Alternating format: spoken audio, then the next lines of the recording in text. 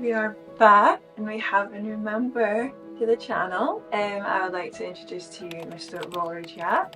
We're going to be talking about our birth story in this video. At the time of filming this video, and we are 2.5 months postpartum. He will be 3 months on the 27th of June. I hope you find this interesting, and I know these videos can be quite helpful to kind of get an idea of what you might expect or might experience during labour. So I guess I want to start off with the birth plan. I kind of to get you an idea of what I wanted, what I didn't want to happen. So I wanted as natural labour as possible. This being my first, I really wanted to see how my body would react and how it would cope. So I said to only have the epidural if I really needed it.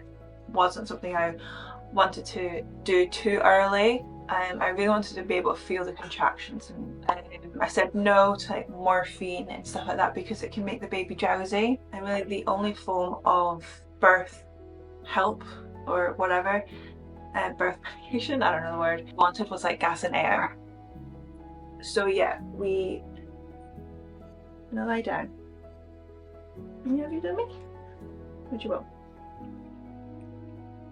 We were gonna do a hospital birth. I wanted a delayed cord clamping. I wanted just to pass the placenta on my own. So going on to early labour. So if you watched my 3rd trimester vlog, you would have seen right at the end that I started feeling something. I wasn't sure what I was feeling. It didn't feel like how I thought a contraction would be. Because in my mind, I was kind of like looking out for something that felt like a period pain, and that was on the 25th of March. That night, I just slept downstairs. It wasn't painful, but it was uncomfortable enough that I knew I wasn't going to be sleeping very well. That entire night, from the 25th to the 26th, I was on the couch. I just had the TV playing some random documentary on Netflix and had my birthing pillow, not birthing pillow, my pregnancy pillow.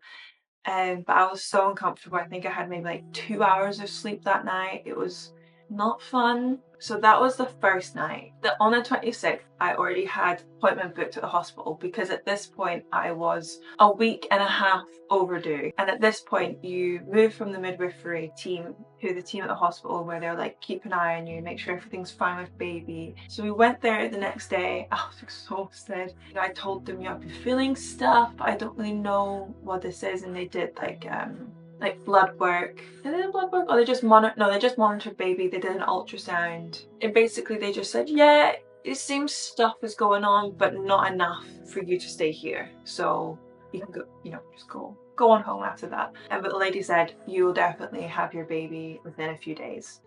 So yeah, we went home. I continued to track my contractions or whatever I was feeling. I was just tracking it, and we kept calling the hospital. You need like a certain amount of contractions within a certain amount of time for it to be like active labor or like a sign that you should be moving into hospital. I wasn't there yet. Throughout most of the 26th, I was just in the living room. I was trying to walk around. I was bouncing on my ball. I was just trying to just get comfy. Nothing was working. About 3 hours later, after we went into the hospital, I was up in the toilet and I was having a contraction on the toilet, and my boyfriend came in and I said, look, the contractions are this far apart. Can't remember. And he's like, what are you doing? We should be at the hospital. They're coming really quick. So I was like, oh, are you sure? I don't want to call them again. And like, oh, I hate calling like hospitals and stuff. I feel like I'm such a nuisance. But I was like, so I eventually called them. I think I had like psyched myself up for like 30 minutes, and they were like, yep, okay, you can come in now and we'll see what's going on. So we make our way into hospital. We don't bring our bags in at this point. We kind of think they might send us away again. So we just kept the bags in the car. First of all, the room that I went into, oh my goodness, it was dark, but it had beautiful like it looked like the ocean was reflecting on the ceiling with like green stars moving all over the place, like coming in and out. It was so cool. I don't know how you would request that. I will get to this later, but it actually helped having those stars to look at whilst in contractions. So we went into hospital about 6 p.m. So because we were kind of like later on in the evening, they were going to be doing a midwife swap around, which I didn't even think about. So obviously you don't have the same midwife all the way throughout your labour. Started off with this really lovely, she was like a student midwife, she was so lovely. They just were there kind of to get us comfy, and then by the time we'd done that, it was like the swap around. So we had an older lady come in. Basically she said, you're not in active labour, which I'm like, are you what? How am I not in active labour? I've been doing this for like over a day now. Active labour is class anything over 4 centimetres, and I was like at 1.5. I was just really happy at this point that they weren't going to send me home. We will keep you in for 4 hours and we'll see where we go. I was like, okay, that's fine, 4 hours. Surely something would happen by then. So at this point, I get my gas and air, finally. I get some form of pain relief because I was taking paracetamol out of the house, but wasn't doing anything.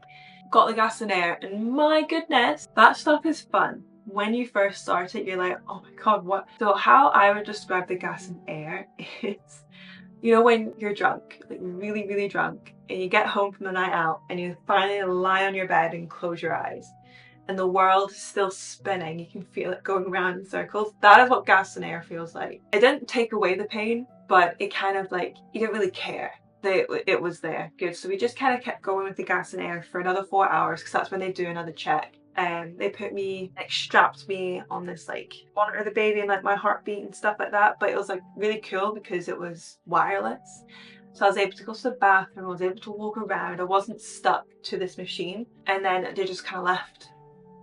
Joyce came backwards and forwards, but for the most part it was just us two, I think, in the room.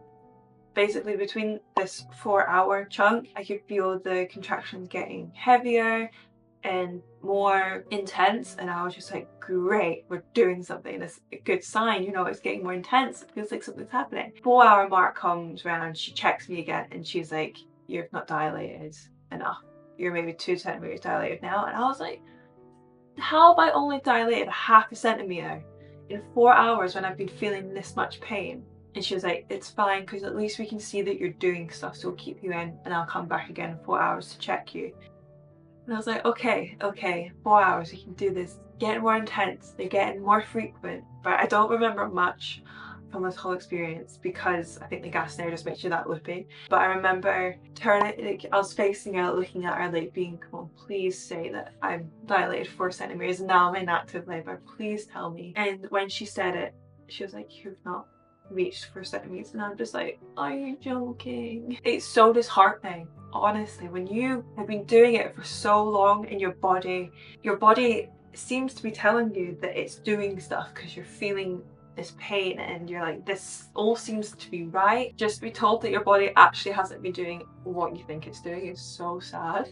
So at this point, I've been contracting for, you know, over 24 hours now, and it's been a long time. And Joyce says to me, she's like, right, so you are exhausted at this point. Your body doesn't have the energy to do what it needs to do to progress any further, basically.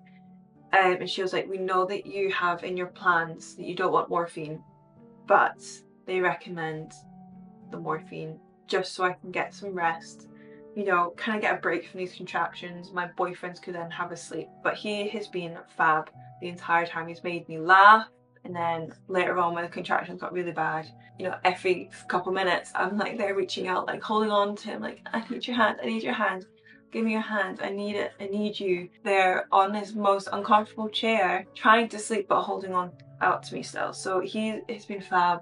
So yeah, Joyce basically says to me, you know, I'll give you a couple minutes, you know, you can have a couple minutes to think about it. So obviously it was something that we didn't want, whatever. So I was like, what do you think about getting the morphine? And I think at this point we were like, if us not getting the morphine means that we continue this even longer, then it would be kind of bad. And I think it'd be bad for me and the baby.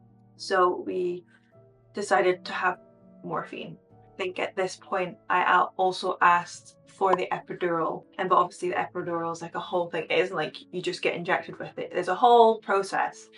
I remember getting like maybe an hour sleep, and then I woke up to such a hard contraction and it started all over again. It didn't last for very long.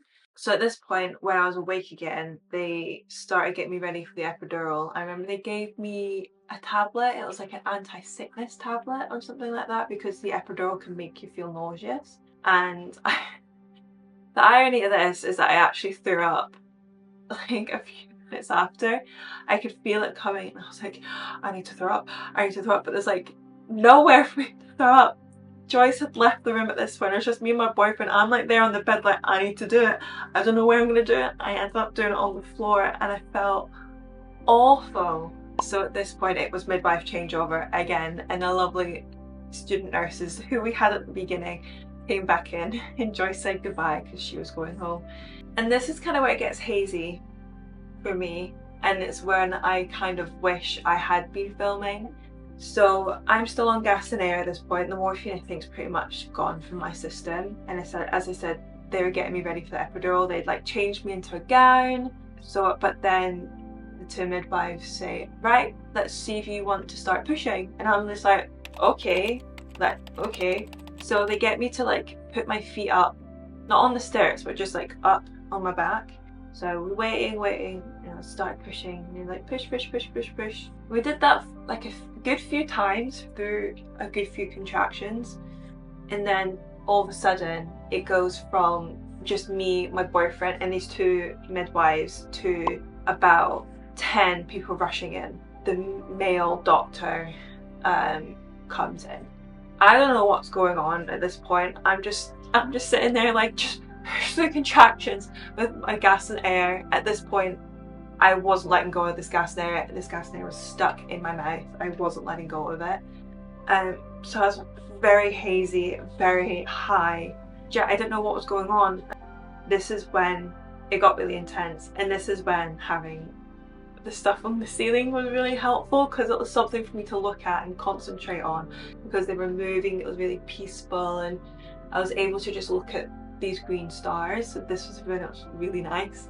Yeah, I can't really remember what happened. They were trying to hook me up to stuff, couldn't find veins. I ended up having to get forceps.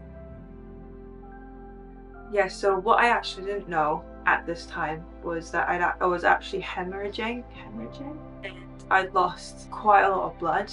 And the reason why the doctor had to come in was because Rory was like stuck, or he was in like in my notes it says fetal distress. So it got kind of serious pretty quickly.